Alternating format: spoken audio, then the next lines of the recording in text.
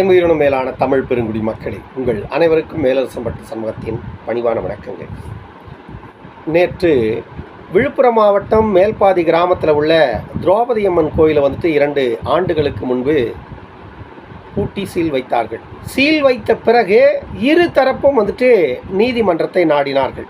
ஒன்று, அந்த கோவில் எங்களுக்கு தான் உரிமை என்று வன்னியர் சமூகத்து மக்களும், இன்னொரு தரப்பு இந்த கோவிலில் எங்களுக்கும் உரிமை உண்டு, நாங்களும் இந்த கோவிலில் தரிசிப்பதற்கு எங்களுக்கும் அனுமதி வேண்டும் என்று பட்டியல் சமூகத்து மக்களும் இருவரும் நீதிமன்றத்தை நாடியிருந்தார்கள்.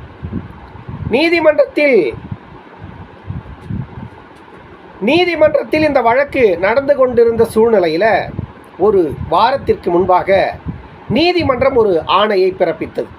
பட்டியல் சமூகத்து மக்களும் இந்த கோவிலில் தரிசிக்கலாம், அதற்கு அரசாங்கம் உதவி புரிய வேண்டும் என்று கூறியிருக்க, காவல்துறையின் அனுமதியுடன் பட்டியல் சமூகத்து மக்களை அந்த கோவிலுக்குள்ள கொண்டு போறாங்க. இது நடந்து ஒரு 4 நாட்கள் ஆயிற்று.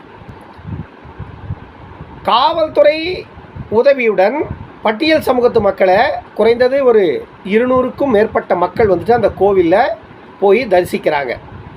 அந்த கோவில் திறக்கப்பட்டு மீண்டும் 2 மணி நேரத்தில் திரௌபதி அம்மன் கோவில் மீண்டும் பூட்டி சீல் வைக்கப்பட்டு விட்டது.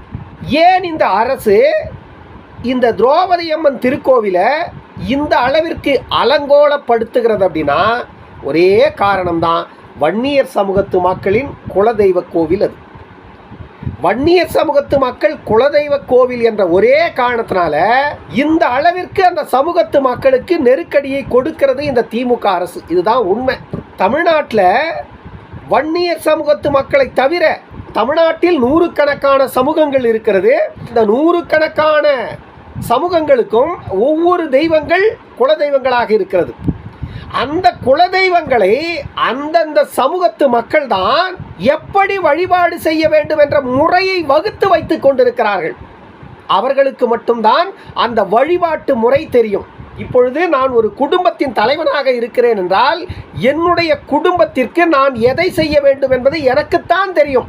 3வது நபருக்கு தெரிய வாய்ப்பே இல்லை. அப்படி இருக்கும் பொழுது 3வது நபரை கொண்டு இந்த குலதெய்வ வழிபாட்டில் களங்கத்தை விளைவிப்பது எவ்வளவு பெரிய இழிவான செயல் என்பதை ஆட்சியாளர் புரிந்து கொள்ளணும். ஆனால் புரிந்து கொள்ளுகின்ற தன்மை உடையவர்களிடம் ஆட்சி அதிகாரம் இருக்கிறதா அப்படின்னு நம்மளை கேள்வி கேட்டுக்கணும். காரணம் என்னன்னா, கடவுள்னா என்னன்னு தெரியாது, பக்தினா என்னன்னு தெரியாது, வழிபாட்டு முறைகள்னா என்னன்னு தெரியாது, நீதினா என்னன்னு தெரியாது, நியாயம்னா என்னன்னு தெரியாது, நேர்மைனா என்னன்னு தெரியாது. இப்படி எதுவுமே தெரியாத கூமுட்டை நாய்களிடம் ஆட்சி அதிகாரத்தை கொடுத்துவிட்டு அவர்களிடம் போயிட்டு நேர்மையை, நீதியை, நியாயத்தை வேண்டி நம்ம போய் நின்னோம்னா கிடைக்குமா?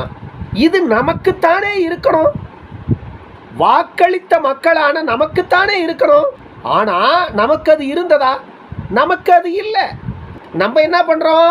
திமுககாரன் 100 ரூபா கொடுத்தா, அதிமுககாரன் 200 ரூபா கொடுத்தா, இன்னொரு நாய் 300 ரூபா கொடுத்தா, எந்தெந்த நாயெல்லாம் 100, 200, 300 கொடுத்ததோ அந்தந்த நாய்க்கெல்லாம் நம்ம ஓட்டை போட்டு இன்னைக்கு நம்ம நடுவீதியில் நிற்கிறோம். என்றைக்கு எங்களுடைய குலதெய்வ கோவிலின் கதவுகள் திறக்கப்படுமோ என்று காத்து கொண்டிருந்த அந்த மக்களுக்கு ஒரே 2 மணி நேரத்தில் மீண்டும் அந்த நடை சாத்தப்பட்டது எவ்வளவு பெரிய பேரிடியாக இருந்திருக்கும்னு ஆட்சி அதிகாரத்தில் இருப்பவர்கள் சிந்திப்பார்களா? உங்கள் வலியும் வேதனையும் அவர்களுக்கு தெரியுமா? வாய்ப்பே இல்லை.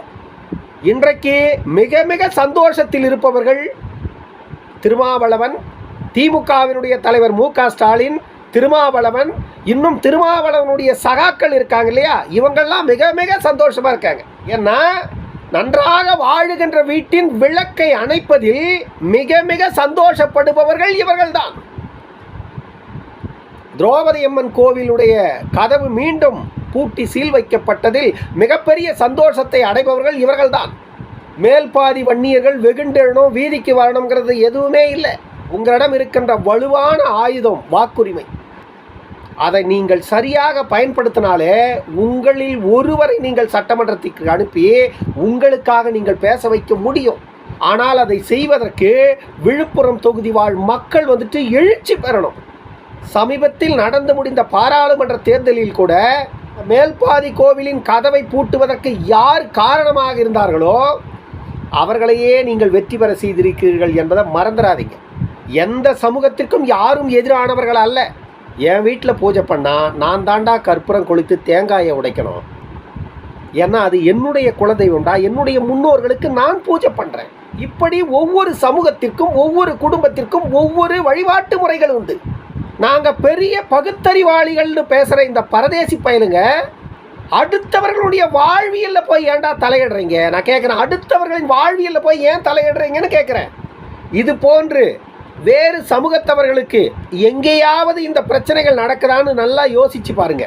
தமிழ்நாட்டில் வட மாவட்டங்களில் உள்ள வன்னியர் மக்களுக்கு தான் இப்படிப்பட்ட இன்னல்களை தொடர்ந்து கொடுக்கிறது இந்த திமுக அரசு.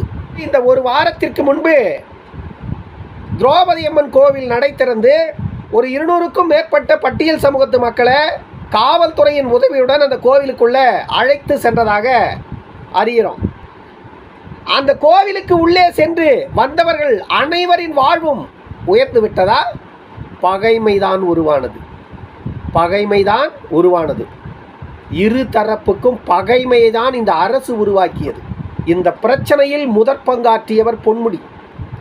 பொன்முடியினுடைய ஏற்பாட்டின் பேரில் தான் இந்த பிரச்சனைகளே ஆரம்பம் முதல் இன்று வரைக்கும் நடந்து கொண்டிருக்கிறது. பொன்முடி அளவுக்கு ஒரு கேவலமான ஒரு அரசியல்வாதியை தமிழ்நாட்டில் பார்க்கவே முடியாது. இதுவெல்லாம் வந்துட்டு சாதி வெறியின் உச்சம். முதல்ல அதை புரிஞ்சுக்கணும். ஒரு பெரும்பான்மை சமூகத்தை சாதி வெறியர்களாக சித்தரிக்கணும் அப்படின்னா அவர்களினுடைய வழிபாட்டு முறையில் கையை வச்சாதான் அவர்கள் வந்துட்டு ஒன்று கூடி வெளியே வருவாங்க. அங்கதான் அவர்களுடைய சாதி ஒற்றுமையை காட்டுவாங்க. அப்பொழுது இவர்களை சாதி வெறியர்களாக சித்தரிக்க முடியும். அந்த வேலையை கச்சிதமாக பொன்முடி மேல் பாதியில் செய்து முடித்தார். இப்பொழுது மேல் பாதியில் பட்டியல் சமூகத்து மக்களுக்கு எதிரானவர்கள் வன்னியர்கள் போன்ற ஒரு தோற்றத்தை உருவாக்கி விட்டார்கள். எவ்வளவு பெரிய கொடுமை இல்லை? ஓட்டு கேட்கும் போது மட்டும் வன்னியர்கள் வாக்கு இனிக்குது, வன்னியர்கள் வாளுரிமை கேட்டால் மட்டும் கசக்குது இல்லையா? எவ்வளவு கேவலம் இல்லை, எவ்வளவு கேவலம் இல்லை. இதுக்கு ஜால்ரா போடுறதுக்கு ஒரு 4 கம்யூனிஸ்ட் பண்ணாடைங்க, ஒரு 4 காங்கிரஸ் பண்ணாடைங்க. இப்பொழுது திறக்கப்பட்ட மேல்பாதி கோவிலின் கதவு மீண்டும் சாத்தப்பட்டு சீல் வைத்து விட்டார்கள். இப்பொழுது சமூக நீதி காக்கப்பட்டு விட்டது. சமத்துவம் இங்கே நிலவி விட்டது. சனாதனம் இங்கே தோற்றுவிட்டது. சனாதனத்திற்கு எதிராக செயல்படுகின்றவர்கள் இங்கு வென்று விட்டார்கள் அப்படின்னு திருமாவளவன் அவர்கள் மார்த்தட்டிக்குவார். எல்லோருக்குமே நேரமும் காலமும் ஒரே மாதிரி இருக்காது. ஏற்றத்தாழ்வுகள் என்பது அனைவரின் வாழ்விலும் உண்டு. அது திமுகவுக்கும் பொருந்தும், பொன்முடிக்கும் பொருந்தும். இன்றைக்கு பொன்முடி எல்லா முடியும் இழந்து அம்மனமாக கோவணத்தோடு நிற்கிறதுக்கு காரணம் திரௌபதி அம்மனுடைய சாபம் தான். திரௌபதி அம்மனுக்கு பொன்முடி அவர்கள் செய்த இந்த அநீதி தான் ஆட்சி அதிகாரம் இன்னும் ஓராண்டுகள் இருக்கும் பொழுது அனைத்தையும் இழந்து கோவணத்தோடு இன்று நிற்பதற்கு காரணம் திரௌபதி அம்மனுடைய சாபம்தான். கடவுள் இருக்கா இல்லையாங்கிறத நீயும் நானும் பார்க்கல. ஆனால் நமக்கு மேலே ஒரு சக்தி இருக்கிறது என்பதை யாரும் மறுக்க முடியாது, எல்லோரும் ஏற்றுக்கொள்ளுகிறோம். அந்த சக்தியை தான் அந்த இடத்தில் திரௌபதி அம்மனாக மக்கள் வழிபட்டு கொண்டிருந்தார்கள். இந்த திமுக திருட்டு பயலுங்களுக்கு சாராயம் விற்க தெரியும், திருட தெரியும், கொள்ளையடிக்க தெரியும், கற்பழிக்க தெரியும், பெரும்பூழல் செய்ய தெரியும், கோடி கோடியாக கொள்ளையடித்து அந்நிய நாடுகளில் கொண்டு போய் பதுக்க தெரியும். இதுவெல்லாம் தெரிந்த இந்த திருட்டு திமுக கும்பலுக்கு கடவுள்னா என்னன்னு தெரியாது, பக்தினா என்னன்னு தெரியாது, வழிபாட்டு முறைனா என்னன்னு தெரியாது, அன்புனா என்னன்னு தெரியாது, பண்புனா என்னன்னு தெரியாது, பாசம்னா என்னன்னு தெரியாது, நேசம்னா என்னன்னு தெரியாது. ஏன்னா இவர்கள் அறிந்தது எல்லாமே பணம் ஒன்று இருந்தால் நம்மிடம் எதையும் சாதித்து விடலாம் என்ற கோட்பாடுகளை கொண்டவர்கள் இவர்கள். அதனால தான் மக்களினுடைய வழிபாட்டு முறையை பற்றி இவர்களுக்கு எதுவுமே தெரியாததுனால மேல்பாதியில் உள்ள ஆயிரக்கணக்கான மக்களின் வழிபாட்டு முறையில் கையை வைத்து அவர்களுடைய வழிபாட்டை தடுத்துவிட்ட கொண்டாட்டத்தில் இவர்கள் குதூகலித்துக் கொண்டிருந்தார்கள். ஆனால் இவர்களுக்கே தெரியாமல் நீதிமன்றம் இவருடைய வாழ்வியல் மீது ஒரு கத்தியை வீசியது. இது எல்லாருக்கும் எப்பொழுது வேண்டுமென்றாலும் எந்த நேரத்திலையும் நடக்கும். அது யாருக்கு வேண்டுமென்றாலும் பொருந்தும். இதுதான் உலக நியதி. இன்னொரு காணொளியில் சந்திக்கும் வரை உங்களிடமிருந்து விடைபெற்றுக் கொள்வது மேலரசம்பட்டு சண்முகம். நன்றி, வணக்கம் அன்பு உறவுகளே.